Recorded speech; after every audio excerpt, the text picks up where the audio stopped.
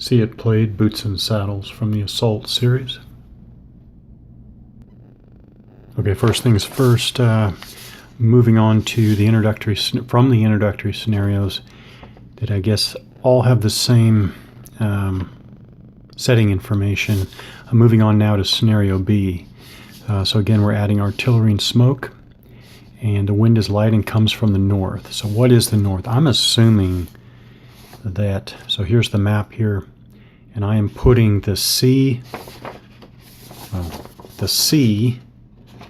there is on the table that way. So the sea is that corner of the map. So I'm assuming that when looking this way, north is the top.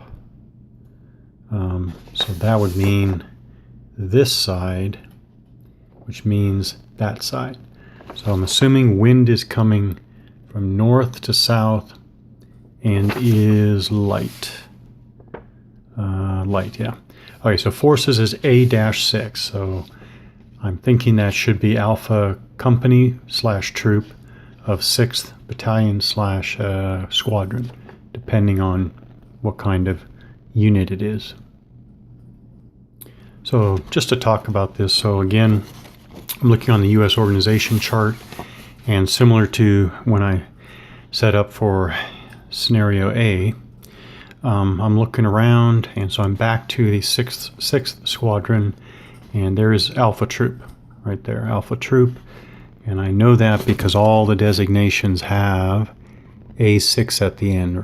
So we have headquarters A-6, 1 Alpha-6, also 1 Alpha-6, 2 Alpha-6, 6, etc. So all of this is Alpha Troop. Now I just want to, we're going to be taking a look at these. So from the very first introductory scenario, which was all tanks, we're adding some things, and we're going to take a quick look as we go through. But even before I get to that, because there are some new symbols and I guess some new information and new rules we have to cover. But the headquarters unit looks identical to the troop, the company. Yeah, the company from the first scenario. So there's your headquarters. There's our headquarters. So here's Alpha Troop set up on the map, on the map board, exactly how it is in the organization chart. I just want to point out that, so when I was a Bradley platoon leader, I was actually third platoon leader, but let's just say this was my platoon.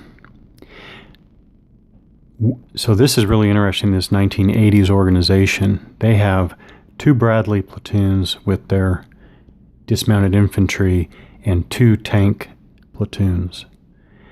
That's pretty nice.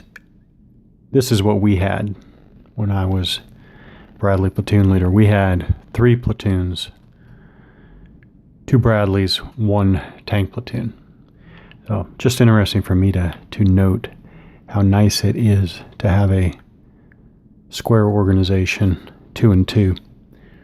Okay, so now more stuff about, well, the new units. So we have mounted infantry, or M3 Brad. Actually, these are not Brad. Yeah, they are Bradleys, but these are M3s. These are the cavalry Bradleys. Well, anyways, we have the mounted section, the dismounted section for the same platoon. Mounted section, dismounted section of the second platoon. And tanks are the same as we've seen, and then we have the M106 over here. So looking at the new units here, the infantry has the asterisk in the top right. And what is the B?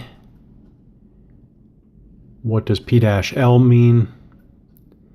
And the Bradleys have that half-filled circle up there in the top right.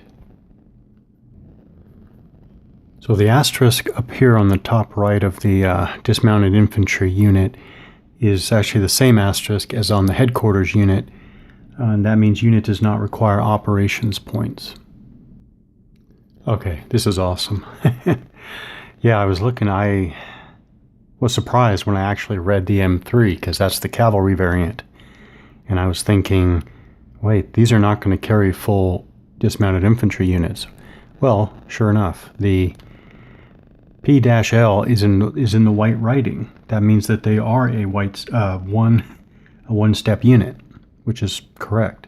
If these are cavalry troopers, then they have half-sized units in the back of their M3s, which is exactly what they have. So the half-filled circle by special function code means that the unit may transport other units with a movement class of L, Lima or leg, but only half its number of steps. So 2 steps of the M3 carries 1 step of dismounted infantry. Same for the other platoon. So that all squares. Now the B over here is supposed to be a type. Type, and I'm still trying to figure out what that means. Okay, so can't find out what the B means yet, but I don't have any worries because this assault system doesn't give me any concern that it's a huge glaring mistake or something. I'm sure the B has a perfectly good meaning, and I'll get to it when I get to it, when I run into it. I don't see it right here now.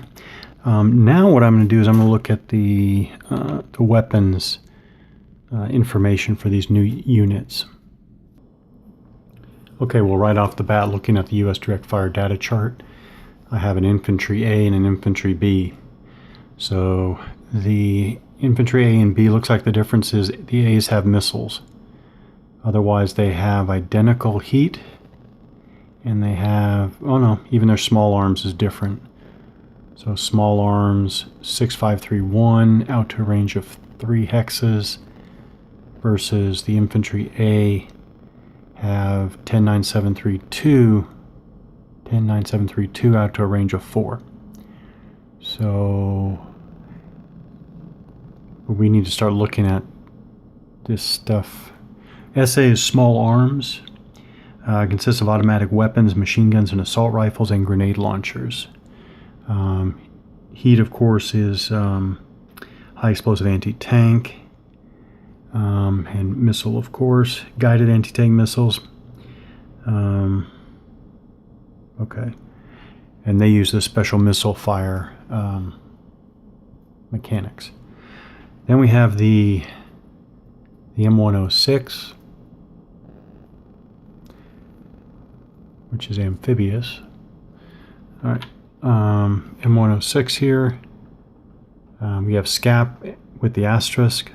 SCAP is a small caliber armor-piercing rounds fired by heavy machine guns and small cannons. SCAP rounds are differentiated from other AP rounds due to their lower chance of a kill on an armored vehicle once they achieve a penetration. Okay. All right, and then small arms.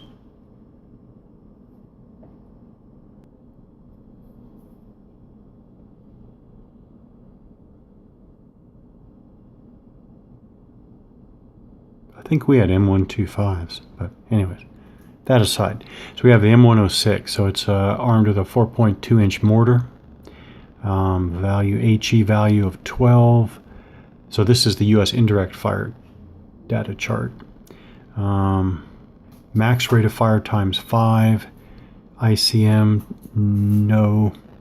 Incendiary smoke, that is... So the incendiary smoke markers are on the opposite side of the fire mission markers. Fire mission marker number 5, and on the other side, incendiary smoke. 3, chemical smoke, none. 22, range in hexes. Ammo supply. Okay, so that's the M106, which is a track-mounted 4.2-inch mortar. So we have some direct and responsive indirect fires there. Now for the Soviet side, I'm just going to go through and talk about them or introduce them mainly as compared to the American units. So here, the headquarters unit for the 13th. So the main protagonist on the Soviet side is the 13th Motorized Rifle Battalion. So the headquarters unit is a just to note, the BMP-A unit there is in white writing, so it is a half-sized platoon, and so its circle is a full circle, meaning that it carries its same size. So it's carrying a half-sized headquarters unit. Then we have the Alpha Company, BMP Alpha, full strength, with its full strength platoon, same designation, going together. So that's the first platoon, the second platoon, and the third platoon. Full platoon of BMP Alphas with full platoon of infantry. We have the exact same for the Bravo Company. Not that the Soviets used alphanumeric or letter designations for companies, but in game terms. And here's the Charlie Company. First platoon, second platoon. Again, these are all BMP Alphas with infantry. And then we have a Jeep unit with an OP. So we have OP M13. That's the mortar observation post for the 13th Motorized Rifle Battalion, and its Jeeps. It carries it around, and we've got these trucks, Gaz 66, carrying around a full mortar platoon, like that. So the first mortar platoon and the second mortar platoon, 13th Motorized Rifle Battalion. Oh, and finally we have attached the same Alpha Company of T-64 tanks that we had in the first introductory scenario. So some tanks to go along with all of this motorized rifle infantry.